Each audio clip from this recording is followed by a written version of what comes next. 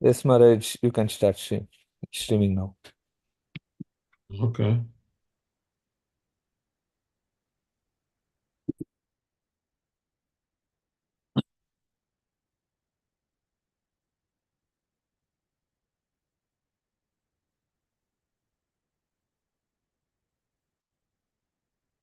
Om Namo Bhagavate Vasudevaya. Om Namo Bhagavate Vasudevaya. Om Namo Bhagavate Vasudevaya. Om Namo Bhagavate Vasudevaya. Om Namo Bhagavate Vasudevaya. Narayanam Namaskritya Naram Cheva Narottamam Devim Sarasatim Vyasat Tato Jaya Mudira Anastapaye Subhadresu Nityam Bhagavata Sevaya Bhagavati Uttamas Loke Bhakti Bhavaiti Naistiki. So welcome everyone to this Bhagavatam Zoom talk here in Naperville. So the theme of our sharing and caring in this Bhagavatam discussion is on the glories of the Srimad Bhagavatam. Because, we are also distributing Srimad Bhagavatam, and we're reading the Bhagavatam. We've been asked to come to Bhagavatam classes. We've been requested to also give Bhagavatam classes. But what's the use of all this? What is the value? How will it benefit society? How will it benefit the individuals in this life, now, and in the next life? Does it have any relevance to our next existence, coming to listen to the Bhagavatam? Yes, it does. Now, the Bhagavatam is described as the ripened fruit of the tree of Vedic literature. And so you take a ripe mango and an unripe mango. Yes, they are from the same tree, but their values are different. The ripe mango is ready for nourishment and fulfillment of appetite. The unripe mango, we don't know whether whether it is even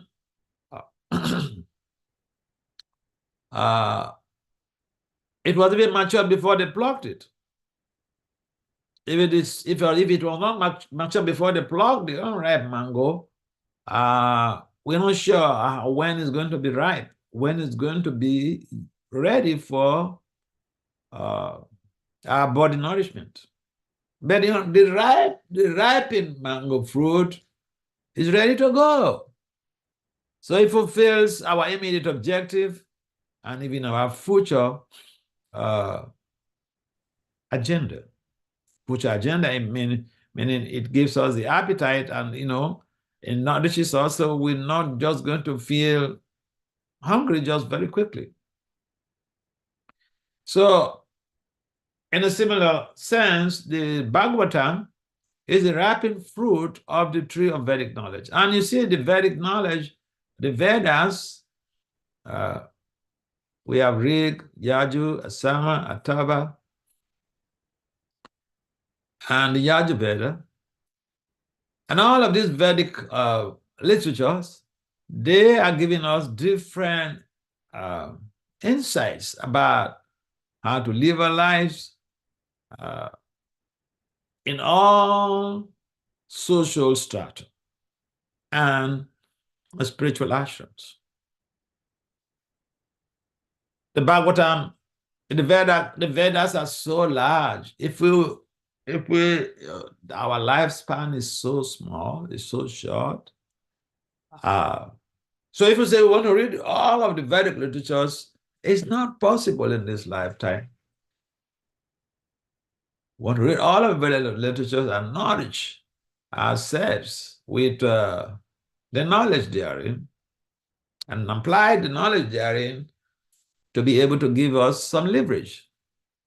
But about the Vedic literatures, they're too broad, they're too wide, they're too deep. It's like, trying to swim across the Atlantic Ocean. It's not possible. Of course, the Vedic literatures, they give us so much of insight on how to revitalize our lives, even in our professions, in our families, social setting. So, very relevant, even for the military engagements, everything is there. But the Vedas, they're so broad. And we don't know. If we don't have a proper guide, we wouldn't even know. We wouldn't even be able to figure out what we need. We wouldn't be able to locate, to choose the appropriate literature to locate what we are looking for.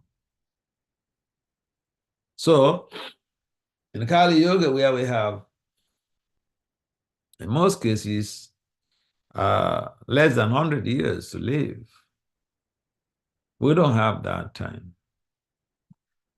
And the Bhagavatam provides us a concise essence of all of the Vedic literatures. And what is that essence? The essence of the Vedic literature, Lord Krishna mentions in the Bhagavad Gita that he is the writer of the Vedas. And he is to be known. The purpose of the Vedas is to understand Krishna, to love Krishna, to devote oneself to Krishna. That is the purpose of the Vedas, according to Lord Krishna himself in the Vedas. And he wrote the Vedas. And by him, the Vedas, reading the Vedas, if we don't understand who Krishna is, our relationship with him, and how to fulfill his desire. The whole idea of devotional culture is to fulfill Krishna's desire. And Krishna, what is that Krishna's desire? Krishna mentions in the Bhagavad Gita 1866 that we should give up all types of concocted ideas and different type of religious persuasions and just, take shelter of him. Sarva, the popular verse there, Sarva Dhamma Paritaja Mamikam. Saranam Braja Aham Tvam Sarva Papebhyo Moksha Ishamimasasa. Now, the Bhagavatam encapsulates the essence of all the Vedic literatures and gives you what you basically need to sustain your devotional life now and to be able to attain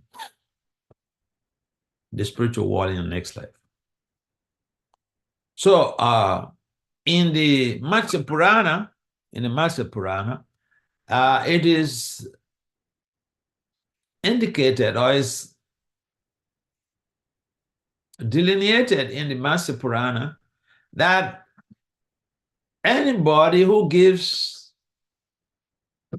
or receives a gift of the Bhagavatam, Srimad Bhagavatam, on Purnima Day, and we have Bhadra Purnima is coming, anyone who gives a Bhagavatam out to someone as a gift or receives the Bhagavatam as a gift, listen, this is a serious issue.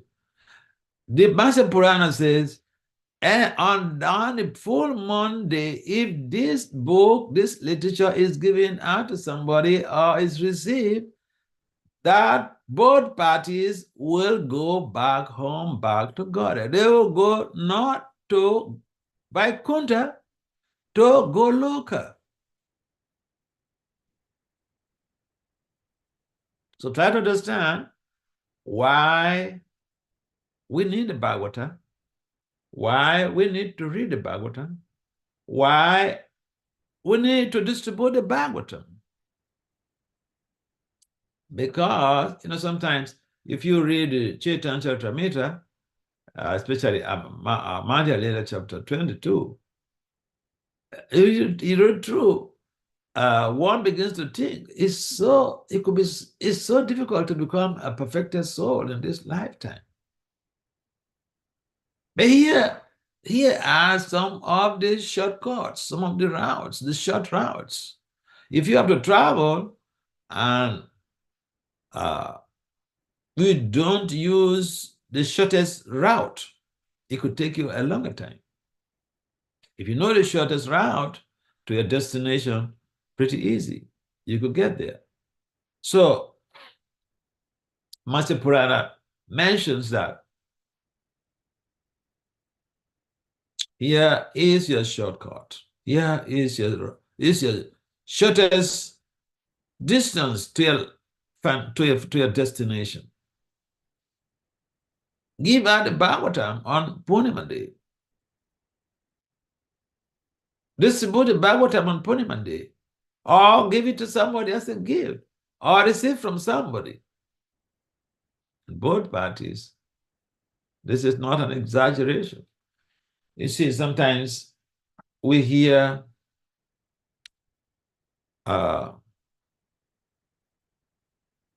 instructions in the Vedic literature, or Krishna statements, or Vyasadeva statements, and now we begin to doubt. How am I sure this is possible? How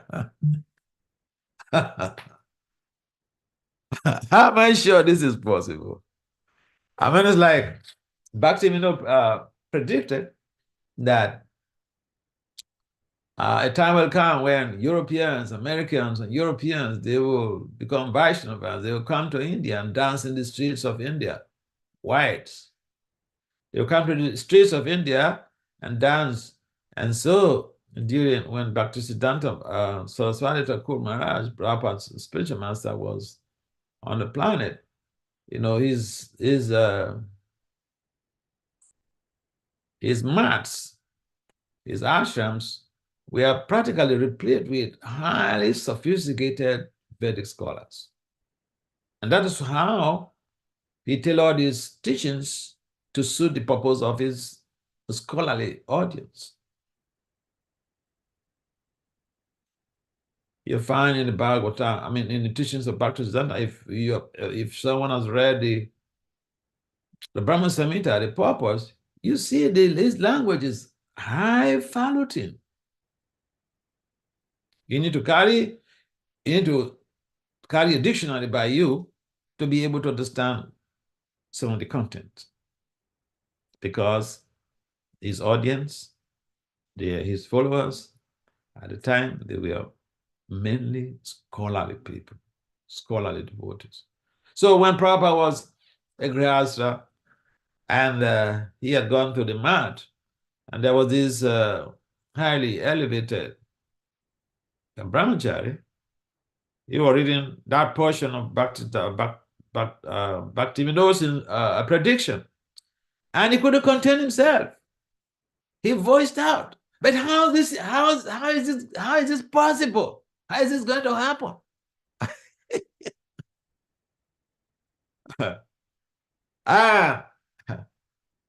Prabhupada jumped in and he said, "If you cannot do it, somebody else will do it."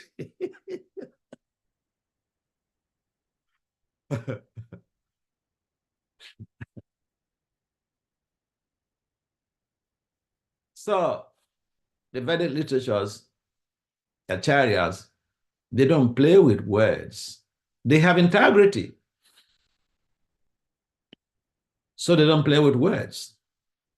And they are to be trusted. Why are they to be trusted? Why is Krishna and his acharyas to be trusted? They have full competency. They are very, very effective and efficient in the deliberations. They also have integrity. They walk, they talk. They say one thing and they follow it up.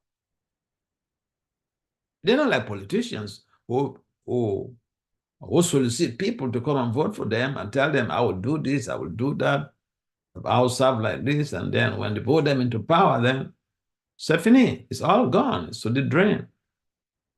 No, Lord Krishna is not a politician. Srila Vyasadeva is not a politician. The author of the Matsya Purana, Vyasadeva, is not a politician. So let's get these points clearly. How the Bhagavatam is source a high-profile spiritual literature. Now, for those people who are imbued with devotional bankruptcy, they may not find it comfortable to hear these type of statements from the Matsya Purana because they don't have the faith, they don't have the trust in Krishna or Srila Vyasadeva.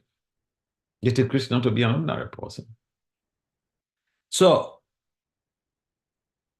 Krishna statements are to be trusted. We have to have full trust in Krishna. Faith, the terminology of faith might be something like a religious conceptualization,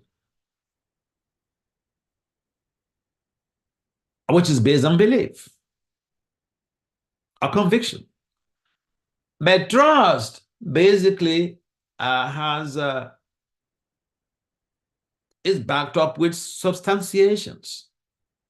For someone to be trusted, there must be that element of competency. And competency is comprised of efficiency and effectiveness. Effectiveness of that person, his ideas, his presentations, his behavior, or her behavior. How competent is he? In other words, how is he efficient and how is he effective in his deliberations? And the second point is, like I mentioned, is integrity. Does he walk or does she walk her talk? Does he say one thing and follow it up? Krishna does. He says, I'll protect you. And see, there are several cases where Krishna came up to protect his devotee just by the devotee remembering and calling on Krishna. You see the case of Gajendra, you see the case of Draupadi, so many cases. And then the last point is goodwill. Krishna has the goodwill of his devotees at heart. And that is why he came to destroy the demons and to protect the devotees. But yeah, that is goodwill. If someone does no goodwill for you, they wouldn't care about your future. At best, they will simply ask you, do this for me, do this, and do this, and do that. So Krishna is to be trusted. He has a competency, he has integrity, and he has goodwill. And so the statements of Lord Srila Vyasadeva is Krishna himself who had come to compile the Vedic literature. And so we need to understand the statements of the Matsya Purana are very authentic, and we have to take them. We have to take the statements of the Vedic literature seriously. So the Bhagavatam is so important in our lives that even before we read the Bhagavatam every morning, the very text Bhagavatam 1, Canto 1, chapter 2, text 18 is an indication of the purifying agency. The Bhagavatam has a purifying agency. It says, Nasta Prayesu Abadresu. Nasta Prayesu Abadresu. Abadra. Bad things If we listen to the Bhagavatam, or hear the Bhagavatam, or recite the Bhagavatam, just like we eat every day, or we sleep every day. If we do that, there is that high chance of our contaminations, the dirty things on the mirror of our hearts being cleansed for good. Nastra prayesu abadresu. It has to be consistent, consistent. Nityam Bhagavata Sevaya. So the Bhagavatam is the book Bhagavat, is the book personality of God. Why? Because the Bhagavatam is not different from Krishna. Just like Krishna mentions when Vishnu was discussing with Lakshmiji in the Gita Mahatmya. Gita Mahatmya is giving us insight about the importance of each and every chapter of the Bhagavad Gita, what you benefit by reading each and every chapter of the Bhagavad Gita. So in the Gita Mahatmya, Vishnu was discussing with Lakshmi, and Vishnu said the Bhagavad Gita is not different from him. In other words, we treat the Bhagavad Gita, we treat the Bhagavatam just like we treat the Murti of the Lord. So the Bhagavatam is referred to as the book Bhagavat. There is the personality Bhagavat, and there is the book Bhagavat. The Bhagavatam, you may not need a deity or deities in your home. You can put the Bhagavatam on your altar. That is Krishna. Because that is the book Bhagavat. So by giving the Bhagavatam on Purnima Day, there are so many things that we gain. And what could be greater than someone becoming extricated from the shackles of repeated birth and death and go back to Krishna Loka at the end of this life. This is the beauty of the Bhagavatam. So when we're doing things, it is also important that we understand what we're doing. Then we can take it more seriously. If we do it for the sake of doing, or if we do it as a duty, that is better than not doing it. But if we understand, then that invokes a higher devotion in what we're doing. Because then we can relate to it. So coming to the Bhagavatam, or listening to the Bhagavatam, or reciting the Bhagavatam, is not another ritual. It is something that we need to do every day. And this will help in expediting, hastening up our process of extrication from the shackles of birth and death. And therefore, Prabhupada has kindly translated the Bhagavatam, Canto 1 to 9, and his followers have even done commentaries 10, 11, 12. So we are blessed by the best. And the important thing for us is that we need to read the Bhagavatam every day because we need purification every day. And reading the Bhagavatam facilitates attentive chanting. Just like doing some services, there are important factors we have to bear in mind. Reading the Vedic literature, Bhagavatam, Bhagavad Gita, rendering of service, visiting the temple or the holy dam, visiting the holy dam, going to the theaters. These are important element that help to factor in the progress of our devotional endeavors. So the Bhagavatam, in all of our temples, I just came back from Europe. Before I came, I came from Europe on the 2nd of September, and then on the 4th, I just slept like 2 nights or so in Brooklyn Temple, and I came to Michigan, Farmington Hills, and Detroit, and then to Grand Rapids. So in all our temples, Bhagavatam classes are being held. And you're having these online classes of Bhagavatam. So sustain it, because this is very purifying.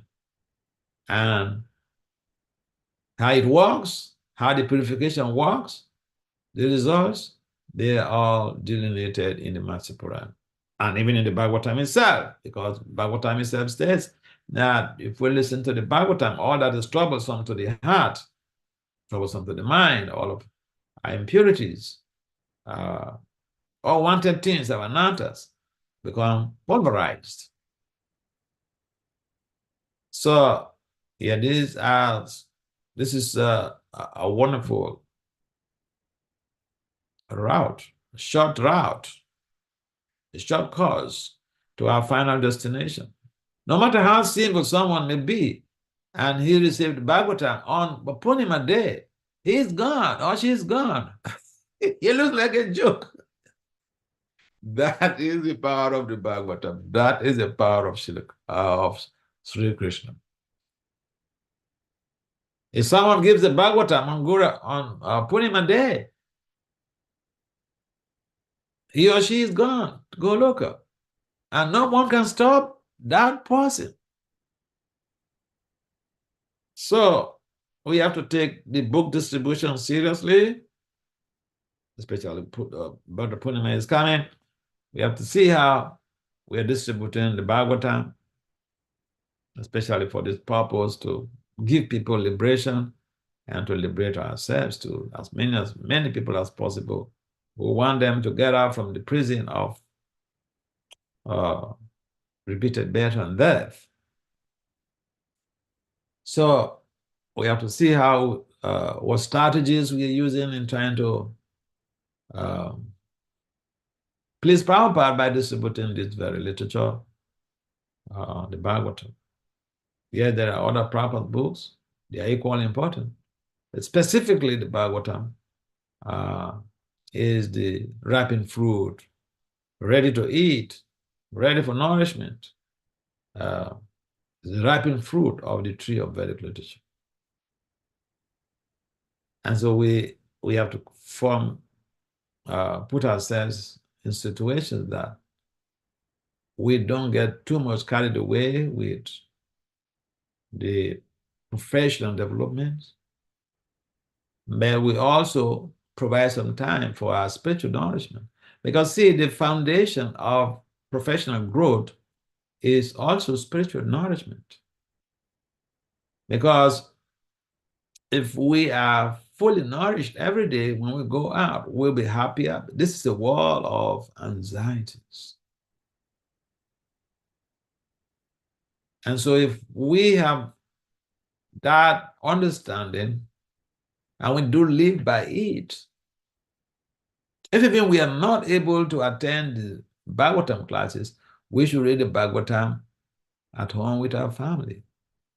If even it's just one text, if even it's just a paragraph, it is so important. And we have time for everything else. Why wouldn't we have time for the Bhagavatam? So sometimes people don't know this very potency of the Bhagavatam, how liberating the Bhagavatam is. And so it becomes like it's another, another religious ritual or you're going to the Bhagavatam class, or you're going to the Bhagavad Gita class. But if it is just a ritual, we wouldn't be wasting our time. There are many intelligent people in our movement who will waste their time for this type of rituals if they don't understand what they're doing. So we need to understand what we're doing so that we can even become more determined, more focused when we read the Bhagavatam. We should understand we are worshiping Lord Krishna with our intelligence. There are different ways to worship the Lord. We can also worship the Lord with our mind. Manasa said, that this reading of the Bhagavatam is the worship of the Lord with our intelligence. And we get purified very quickly. We find cases, and the Bhagavatam is mainly about Krishna and his devotees.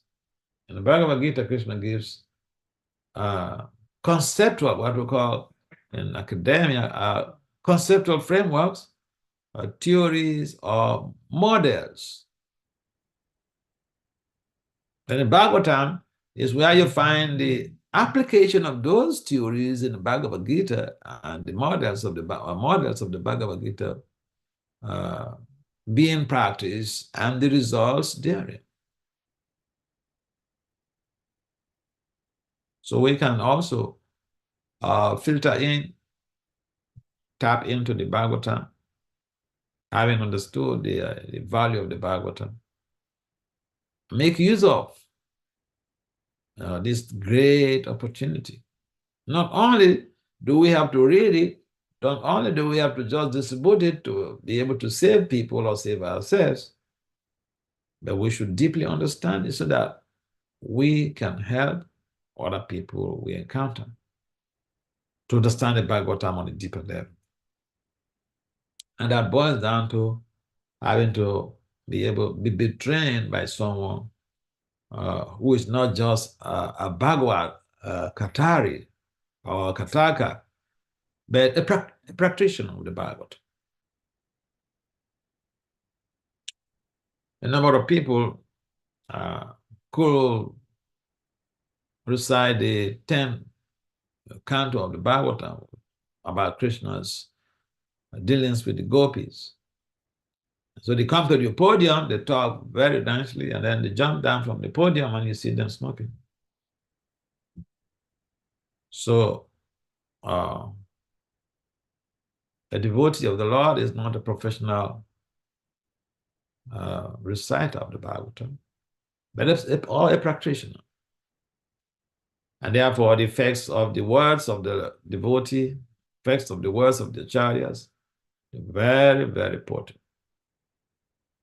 And if these very statements of the Bhagavatam are implemented in our lives, we can experience amazing transformations.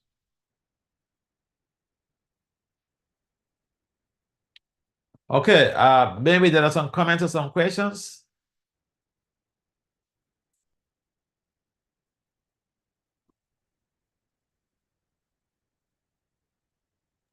Hare Krishna Maharaj. Please accept my humble obeisances. All glories to you and Srila Prabhupada. Thank you very much, Maharaj. I really like the comparison of academia from the contextual framework to Bhagavad Gita and Srimad Bhagavatam as a practical application on based on those framework. I really like that point. That's something that we can communicate to college preaching and to students that we interact.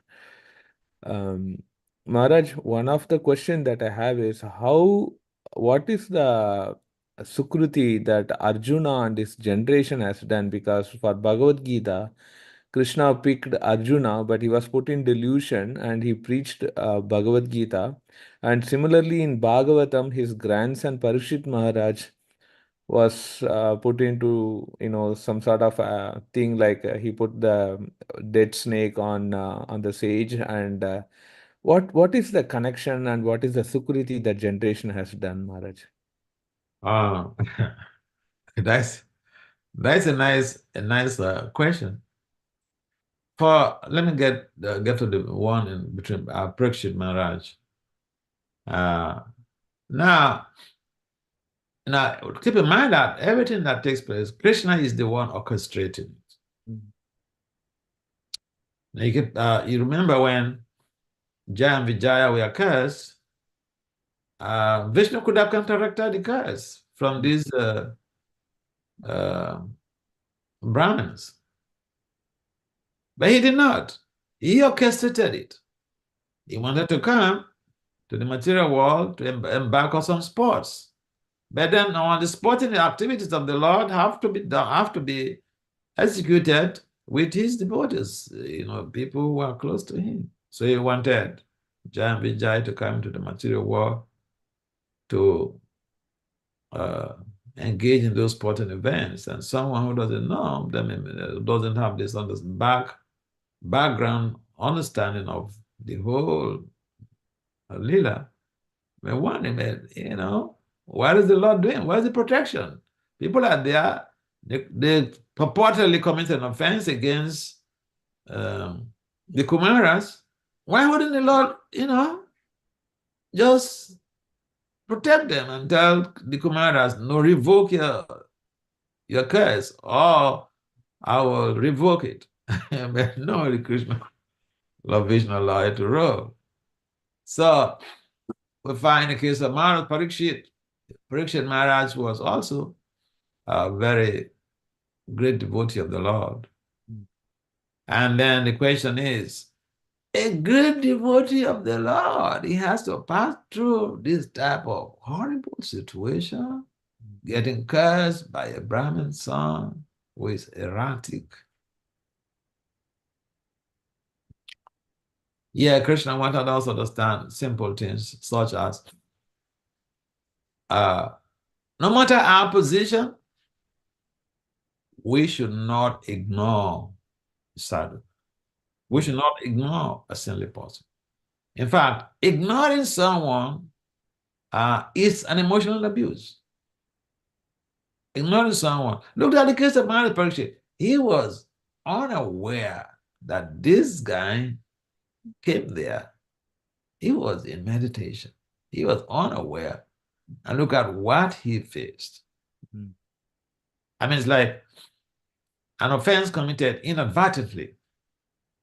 Something, it says sometimes the laws of the laws of the land, the constitution, the penal codes of different countries.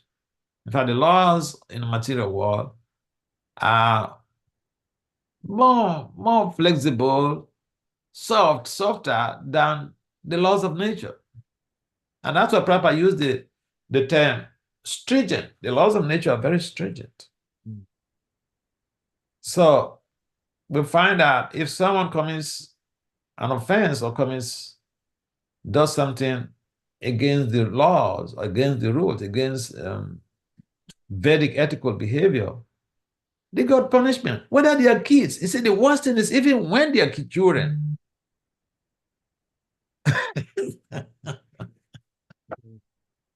Even when they are children, they get punished for what they do.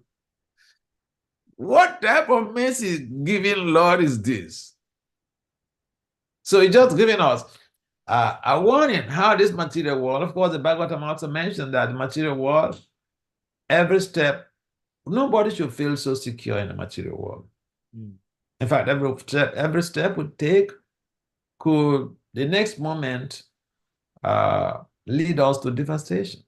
And therefore, here is somebody who was in meditation, and he was not aware of this boy who came there, and then, that was it. So we have to learn a number of things here. That, first of all, it is very dangerous to ignore, in fact, to ignore anybody at all, not only saintly people. And then it brings to bear That so if even you don't know and you commit an offense, you are held accountable. What? At least in the law courts, if even you're a first offender, the judge can dismiss, can let you go. But the laws of nature are not like that. And therefore, we need to be very, very careful in this material world. And that is why a number of us understand that, again, taking birth in this material world is very risky because you cannot guarantee anything. Look at King Iriga. King Iriga inadvertently committed an offense. He didn't know. He gave out cows in charity. One of the cows strayed, one of the cows he gave in charity to a Brahmin strayed back to his barn, and he gave the same cow to another Brahmin. There was some conflict, and Yaboraj punished him for that. He didn't know. So Parishit also didn't know someone came to his hermitage, the hermitage where he was, sitting. Look at the consequence. So ignorance or not knowing is not an excuse in the laws of nature. It may be a good excuse in constitutional laws, but the laws of nature is therefore we are not guaranteed of any safety in this material world. And Bhagavatam clearly explains that pada pada hi vi pada. Yes. And so the understanding is that, yes, we should learn. You see, to recite the Bhagavatam is very good. We get purification. And beyond even the recitation, because the recitation of the literature is just the fundamental stage of learning. Now we have three stages of learning. We have the fundamental stage, which deals with the theoretical concepts or the conceptual frameworks. And then we go to the commentaries of the acharyas, the realized souls, who interpret these statements of the Lord and his pure devotees to the understanding of the common man and relate that to modern day society. These are contemporary. This is the contemporary aspect of the Vedic scholarship.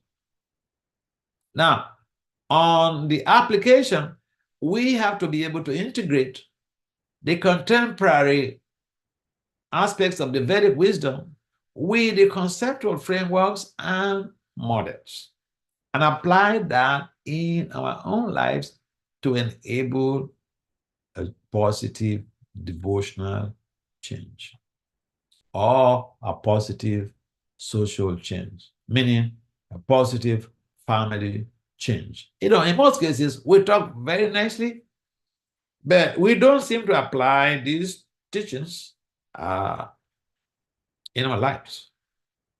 And we are not living by ourselves. We live in a community with environmental forces, and the environment impacts on our values.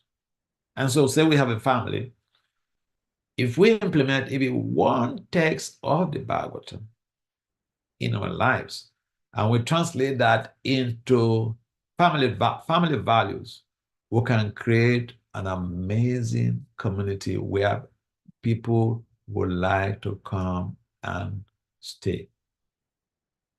The problem we have, though, is that most of us don't seem to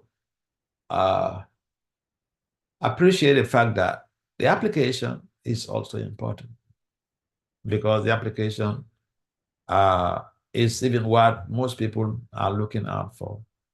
They who don't care to know how much we know. They want to see how our character development. And the character development comes as a result of application. So yeah, the case of Arjuna, you find that Arjuna was purportedly confused, but again, it's the drama. When those who study theater arts, you know that when it's a drama time, people have to assume different character. They should assume different positions to act in a ways that will be suitable for the purpose. So Arjuna is Krishna's companion. But then here, Krishna was speaking to Arjuna, was persuading Arjuna to embark or to do his duty. Arjuna was a little bit lackadaisical, uninterested in doing his duty because of some apprehensions, which most of us have. We do have apprehensions. And this world is characterized by fear. We are afraid of losing something. We are afraid of giving our life or giving our energies in a project because we are afraid of failure. But Krishna is not after the failure. He's after our uh,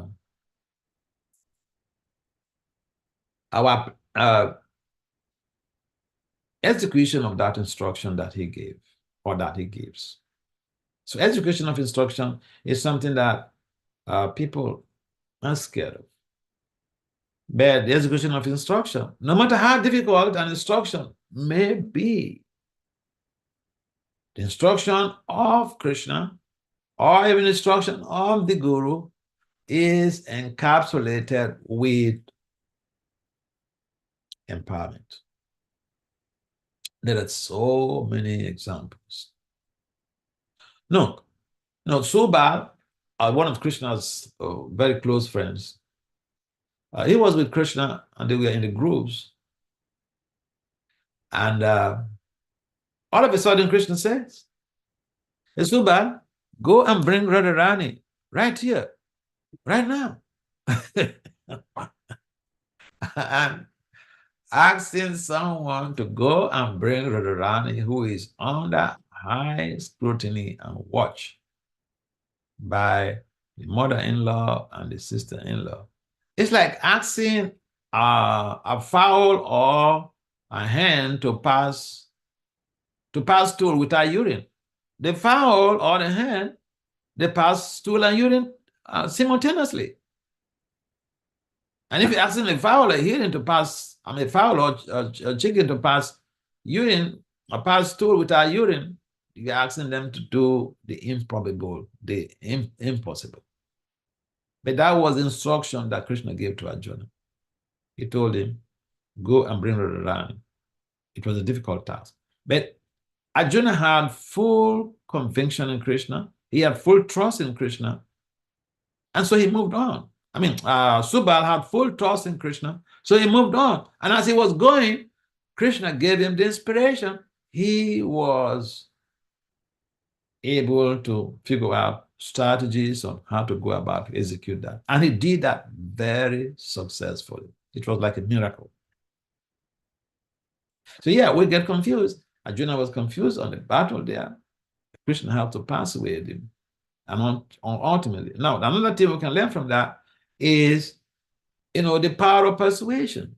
Sometimes we want people to do certain things, or even our own children to do certain things, and they refuse. And we don't have the power of persuasion to convince them, to give them logical reasons about the benefits they will gain from it. Sometimes we don't have any science-based evidence of the benefits that we want them to do the particular thing. And all that we can do, or all that we do, is just to bully them because they are children or they are our dependents. Krishna convinced Arjuna to do his duty by dint of a strategy that we call persuasion. And so there are so many things to learn from our Vedic literature. They are not just narratives or narrations or leelas only. Yes, we get purified by reciting these leelas. But if we understand also in deep, uh, on a deep level, the implications of all of this, it could help us to further strengthen our devotional culture. Yeah, so Arjuna was confused, but Krishna persuaded him. He got him straightened out. He was convinced, and then he decided to follow up. Thank you very much, Maharaj, for the very detailed explanation on this. And Well, I am very sorry that there was a glitch today in the password and that delayed our class couple of minutes. no, Sorry. it's okay. It's okay. I understand. All right. Any other comments? Otherwise, we'll seek for adjournment of this meeting.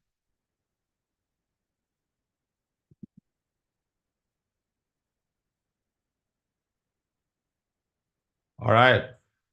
Srimad Bhagavatam ki jai. Srila Prabhupada ki jai. Thank you, Maharaj. Haribol.